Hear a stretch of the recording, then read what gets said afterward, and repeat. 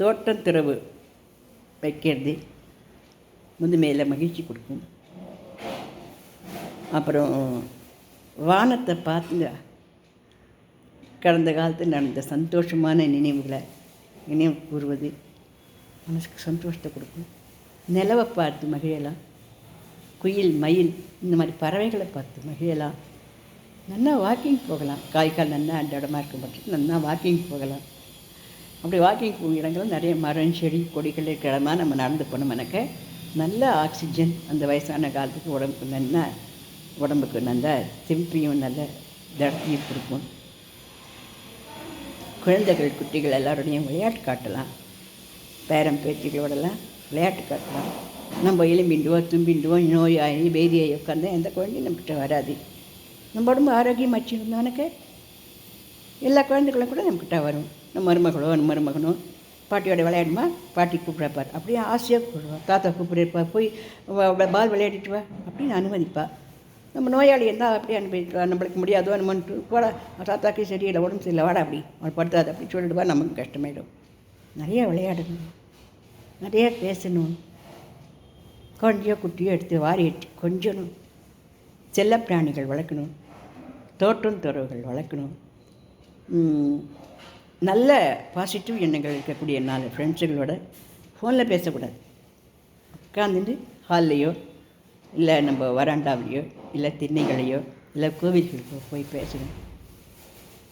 கோவிலில் போய் ஒரு குரல் அழுதுட்டுலாம் வரக்கூடாது. கோவிலில் போய் கடவுளே இத்தனை வருஷங்கள் நீ கொடுத்த வாழ்க்கைக்கு நன்றி, இனி இருக்க போகிற வாழ்க்கை நன்னா இருக்கும்படியாக இருக்கணும் அப்படின்னு வேண்டினோம். ஒரு குரல் அழகிறதுக்கெல்லாம் நம்ம கோவிலுக்கு போகல. உண்மையில் பார்க்க போனால் நம்மளுடைய முதுமையான இந்த வாழ்க்கை, இந்த முதுமை வரத்துக்குள்ள நம்ம எவ்வளவோ சந்தோஷங்களை நம்ம வாழ்க்கை அனுபவிச்சிருக்கோம். யாராக இருந்தாலும் அதெல்லாம் நடந்திருக்கும். அதுகளெல்லாம் ஒரு பேப்பரில் எழுதி வச்சுட்டு நம்ம நினைவுக்கு வந்து பார்க்கணும்.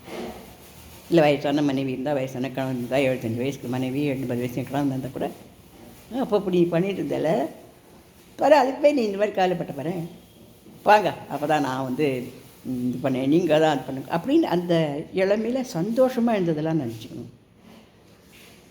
அதை விட்டு நீ செஞ்சு நான் செஞ்சு அப்படின்னு எப்போவுமே உன்னை எனக்கு பிடிக்காது, கறி குண்டு கட்டையாட்ட ஒன்றை பண்ணி வச்சாலே இந்தம்மா தலையில் எழுட்டு இந்த மாதிரி பேச்சுக்களெல்லாம் பேசக்கூடாது. ஏன்னா முதல்ல மனைவி போகும்போது கணவன் போகும்போது யாருக்கும் தெரியாது.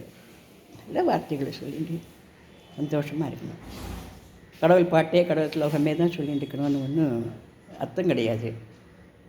காலையில் எழுந்து பூஜையெல்லாம் பண்ணி வச்சுன்னா கடவுளை என்னென்னா மனசில் என்னென்னா பக்தி பண்ணிவிட்டு இப்போ நம்ம பாட்டு ஜாலியாக போகலாம். காதல் பாட்டு பாடலாம், டான்ஸ் பண்ணலாம். யாரும் சிரிக்க மாட்டோம். கலசாச்சி போடணும் டேங்க் டேங்க் ஆடினா யார் திரும்பி பார்த்தோம் ஆடின்னு கொஞ்சம் கீழே வந்துடக்கூடாது. நான் வயசான காலத்தில் ஜாக்கிரதையாக ஆடணும். அந்த மாதிரி கொஞ்சம் ஆடல் பாடல் ஆடினா டான்ஸ் ஆடினா சிரிப்பு வரும். நம்மளுக்கு நமக்கு டோபமின் சுரக்கும், உடம்பு நல்லா தெம்பாக இருக்கும்.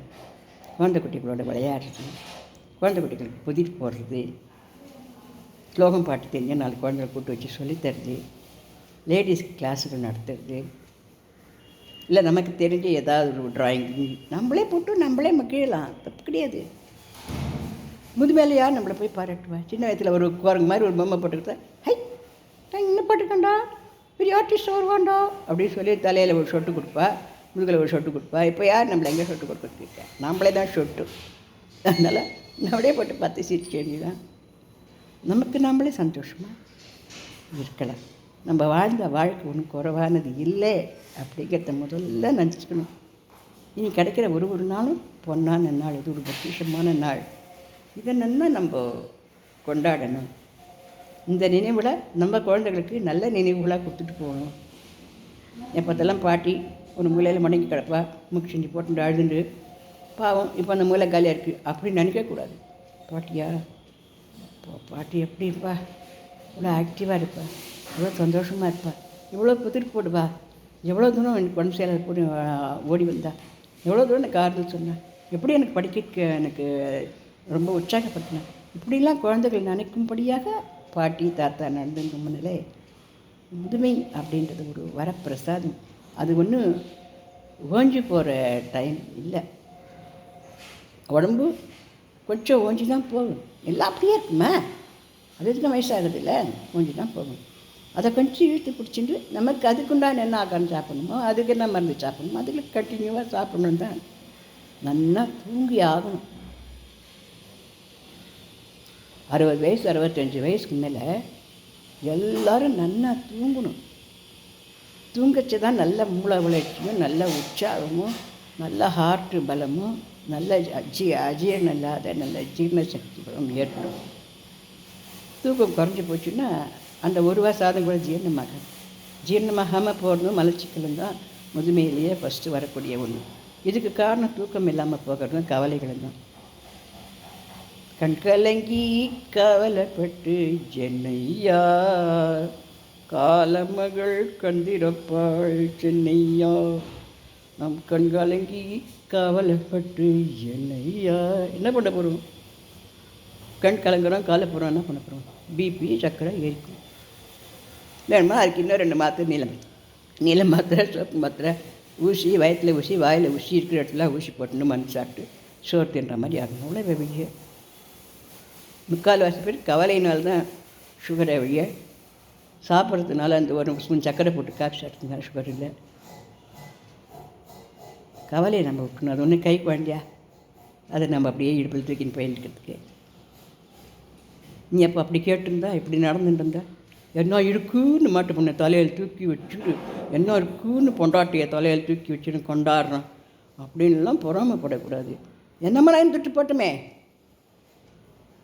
அந்த காலத்தில் ஒன்றாம்படியான்னு தெரிஞ்சது, அவ்வளோதான். அவனை தூக்கி கொண்டு கொண்டாடலை. இன்றைக்கி அவனுக்கு என்னமோ தெரிஞ்சுட்டு அவன் தூக்கி வச்சு கொண்டாடிட்டு போகிறான். அது பிள்ளை வாழ்க்கை தானே, இருந்துட்டு போட்டுமே. எத்த கொண்டாடினா என்ன? கழுத அந்த பக்கம் போனா இந்த பக்கம் போனால் என்ன? நம்மளை எட்டி மதிக்காமல் இருக்கா சந்தோஷம். இவ்வளோதான் வாழ்க்கைமா. வாழ்க்கையோட ரசித்து சிரித்து வாழ பழகிக்கணும். எல்லாத்தையுமே லேசாக எடுத்துக்கணும். வாழ்ந்தது போகணும். என்ன குறை வேண்டி கிடைக்குது? அப்போ அது தெரியல, இப்போ இது தெரியல. எப்போ இது தெரிஞ்சாலும் என்ன கீழ்ச்சிருக்க போகிறோம் மட்டைக்குனால. இப்போ வயசு ஆகி போச்சு, இனிமேல் ஒன்றும் கேட்க போகிறதில்லன்னு தெரிஞ்சு போச்சு. இப்போ கவலைப்பட்டு அப்போனதை வந்ததை நினச்சிட்டு பாராயணம் பண்ணி என்ன பண்ண போகிறோம்? மனசை பிளெயினாச்சு. நான் பகவானுக்கு ஒன்றுமே கொடுக்கணும் அவரை சேர்த்து திட்டின்னு கேட்கக்கூடாது. பகவானுக்கு நன்றி, நீ கொடுத்தது போகிறோம். எனக்கு இன்னும் என்னென்ன கொடுக்கணும் வச்சுருக்கா, நல்லதே நீ கொடு. கஷ்டம் வந்தாக்கிட்டு வாங்கி கேட்க மனசையும் கொடு. நீ தான் எனக்கு துணை அப்படின்னு ஒரு வார்த்தை பகவான் இடத்துல ஒரு அப்ளை பண்ணிவிட்டு ஆம்ப பாட்டுக்க நம்ம எப்படி அப்பா கையை பிடிச்சிட்டு ஒரு சிறுமி சுற்றி சுற்றி சுற்றி சுற்றி ஓடுவோம், அந்த மாதிரி நம்ம வேலையை பார்த்து நம்ம இருந்துட்டுருக்கணும். ரொம்ப சுறுசுறுப்பாக இருக்க முடியாட்டால் கூட ரொம்ப சோர்வையும் ரொம்ப தள்ளாமையும் ஐயா முடியலையே நாராயணா வாசுதேவா அப்படின்னு அவளால் சோர்வில் பிடிச்சி இழுத்து கூட்டக்கூடாது. சந்தோஷமாக நாராயணா வாசுதேவா அப்படின்னு சொன்னோம். ராமா கோவிந்தா அப்படின்னு அவளெல்லாம் நம்ம சோர்வுக்கு நம்ம சோம்பேறித்தனத்துக்கெல்லாம் கூப்பிடக்கூடாது துணைக்கு. இல்லை அடுத்தவளை வெய்ய முடியாது இந்த மாதிரிலாம் சுரம் விடக்கூடாது. ஒன்றும் முடியாத ஒன்றும் கூட்டக்கூடாது. எப்போ பார்த்தாலும் டல்லாக இருக்கக்கூடாது. எனக்கே வயசாகி போச்சு, இனிமேல் என்ன தனிமைக்கு போய் இருக்கிறதுக்குள்ளே எல்லாத்தையும் சாப்பிட்டு எல்லாத்தையும் தூங்கி எல்லாத்தையும் பண்ணணும்னு பேரெல்லாம் படக்கூடாது. அந்த மாதிரி பண்ண 4 நாள் கூட நம்ம சாப்பிட்டு தூங்கி இருக்க முடியாது. நோய் தான் வரும், சாக விட மாட்டோம். நோய் இன்னும் பாயம் பீயமாக போயிடும். அதனால் இதெல்லாம் ஆசைகளெல்லாம் அடக்கிக்கணும். காட்ட வரைக்கும் போதும், சந்தோஷமாக இருந்த வரைக்கும் போதும், அவ்வளோதான். என்ன இருக்குது அப்படி வேலைக்கும் போக மாட்டோம். எல்லாமே இருக்குது நம்மளுக்கும். டிவியில் ஒரு டான்ஸ் வந்தால் நாமளும் சேர்ந்து குச்சா போட்டு கையிலையா காலையிலையா குதிக்கிறதுக்கு சவுத்த பிடிச்சி குச்சா போகிறது, தரையில் குச்சா விழுந்துருவோன்னா அவ்வளோதான். இப்படி வாழ்க்கையை லேசாட்டுங்க. முதுமை அப்படிங்கிறது ஒரு வரம். ஸ்ரீதர் அவர்கள் முதுமை பற்றி சொல்லியிருந்தார். அதனால் இந்த பதிவில் அதை பற்றி அவருடைய விருப்பமாக அதை சொல்லிட்டு, முதுமைன்றது உண்மையிலேயே ஒரு சந்தோஷமானது. என்ன கொஞ்சம் பிபி வந்தால் பிபி மாத்திரை, கொஞ்சம் சக்கரை வந்தால் சக்கரை மாத்திரை, கொஞ்சம் பேதி வந்தால் பேதி மாத்திரை. இந்த மாத்திரை மருந்துகளை கரெக்டாக டயத்துக்கு எடுத்துக்கணும். மாத்திரை மட்டும் சாப்பிட்டு வயத்துக்கு ஒன்றுமே சாப்பிட்றதா வயத்தில் அடுத்த நோய் வந்துடும். அதனால் கொஞ்சமாக சாப்பிட்ணும். கால் வயிற்றுக்கு சாப்பிடணும், கால் வயிற்றுக்கு தண்ணி குடிக்கணும், ஒரு அரை வயிற்றுக்கு காற்றுக்கு வச்சுக்கணும் வயத்தை. பட்டினியும் கிடக்கக்கூடாது, நம்மளே நம்ம உடம்பையே நம்ம மனசையேவும் பார்த்துன்னு இருக்கக்கூடாது. நம்ம சொல்கிறதுக்கு எல்லோரும் கேட்குறவள பார்த்துக்கணும். நம்ம சொல்கிறதுக்கு எல்லோரும் கேட்டுருக்கலாம் முடியாது. இதுதான் நிஜமான உண்மை. இதனால் நல்லா புரிஞ்சுக்கணும். நம்ம சொல்கிறது யாரும் கேட்டுன்னு இருக்க முடியாது. அவளாக சொல்கிறது தான் நம்ம கேட்டுன்னு இருக்கணும். அது கொஞ்சம் அநியாயமாக தோணுனா கூட நம்மளாக சொல்லலாம், இப்படி போய் அநியாயத்துக்கு சொல்கிறியே, இந்த மாதிரி நடக்குமா, என்னால் முடிஞ்ச இடத்துல பார்க்குறேன், அது இவ்வளோதான் முடியும் என்னால் அப்படிங்கிறத நம்ம சொல்லலை முடியும். எல்லா சொல்கிறதுக்கும் நம்ம சொல்கிறது எல்லாமே நடக்கணும் அப்படின்னு நம்ம நினைக்கவும் கூடாது. இந்த மாதிரி கொஞ்சம் நம்ம மனசையும் உடம்பையும் அட்ஜஸ்ட் பண்ணினோம்னா முதுமை அப்படிங்கிறது ஒரு பெரிய சந்தோஷம். நிறைய புக்ஸுகள் படிக்கலாம். கண் தெரியலன்னா கண்ணை கொஞ்சம் சரிப்படுத்திட்டு கண் ஆப்ரேஷன் பண்ணிட்டு, பல் இல்லைன்னாக்கா பல்லை போய் நல்லா கொஞ்சம் கட்டிக்கட்டும், இல்லை இருக்கிற பல்லை நல்லா திருப்பி லகப்பல்ல அந்த மாதிரி நல்ல ஆயுர்வேத பொடிகளே போகணும். பெரிய செலவு வச்சு பல்லை கட்டணும், கண்ணை கட்டணும், இதுக்கு ₹1,00,000 அதுக்கு ₹1,00,000 ₹1,000 அதெல்லாம் வைக்க வேண்டாம். சாதாரணமான திருப்பில் அந்த மாதிரி போட்டு பல் தேய்ச்சாலே, இல்லை வேப்ப குச்சியை போட்டு தேய்ச்சா கூட பல் நல்லா சுத்தமாக போயிடும். கண்ணு தெரியலன்னா ஒரு கேரட் ஜூஸ் அடித்து ஒரு வா சாப்பிட்டாலும் அதில் ஒரு துண்டு தினம் கேரட் துண்டு கச்சி மண்ணு தின்னமன்னா கடுகு அதான் தெரிஞ்சு போகணும். ஐயோ நான் இப்படி இருக்கேனேன்ற காலையை விட்டுட்டு, நான் இவ்வளவாது இருக்கேன், நீ பரவாயில்லையே நான் அப்படின்னு நம்ம தன்னம்பிக்கையோடு சந்தோஷத்தோடு போயிட்டே இருக்கணும். அவ்வளோதான். இளைஞர்கள்லாம் காலைன்னா, முதுமையான நம்மள மாலை, இவ்வளோதான். ரெண்டுமே அழகுதான். இதில் நம்ம கூடவே இருக்க வேண்டியதுன்றது அன்பு தான். எல்லாம் நம்மளுது அப்படிங்கிற ஒரு பாசத்தோடு இருந்தோம்னா முதுமையை நிஜமாகவே அழகுதான். அப்படி பாசத்தோடு இருக்கிறதுக்கு உடம்பும் கொஞ்சம் நமக்கு இடம் கொடுப்போம், உடம்பையும் பார்த்துக்கணும். இதுதானே இந்த பதிவு பிடிச்சா லைக் பண்ணி ஷேர் பண்ணி சப்ஸ்கிரைப் பண்ணுவோம்.